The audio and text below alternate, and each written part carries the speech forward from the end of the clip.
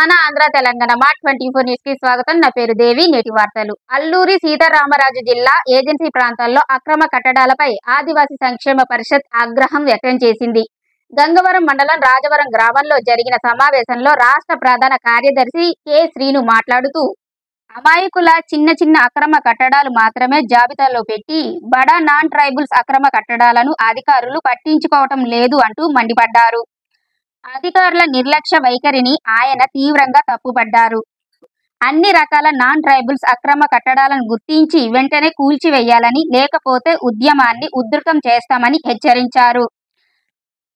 RTI ద్వారా పొందిన వివరాల్లోనూ స్థానిక ఆదివాసులు మాట చెప్పలేని చిన్న నాన్ ట్రైబల్స్ కట్టడాలను మాత్రమే జాబితాలో ఉన్నాయని, అసలైన బడా నాన్ ట్రైబల్స్ కట్టడాలు మాత్రం కనిపించకపోవటం దారుణమని ఆయన ఆరోపించారు.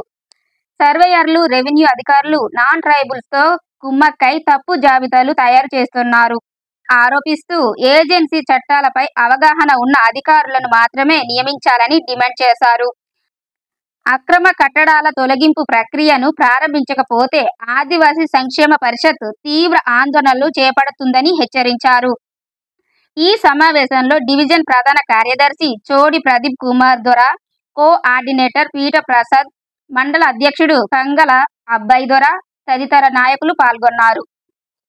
జై ఆదివాసీ, జై ఆదివాసీ, అమలు చేయాలి ఏజెన్సీలో 107 చట్టాన్ని పటిష్టంగా అమలు చేయాలి. ఏజెన్సీలో 107 చట్టాన్ని పటిష్టంగా నశించాలి. అధికారుల నిర్లక్ష్య వైఖరి నశించాలి. అధికారుల నిర్లక్ష్య వైఖరి అమలు చేయాలి. 107 చట్టాన్ని పటిష్టంగా కూల్చివేయాలి. అక్రమ కట్టడాలను వెంటనే. జై ఆదివాసీ, జై ఆదివాసీ, జై ఆదివాసీ.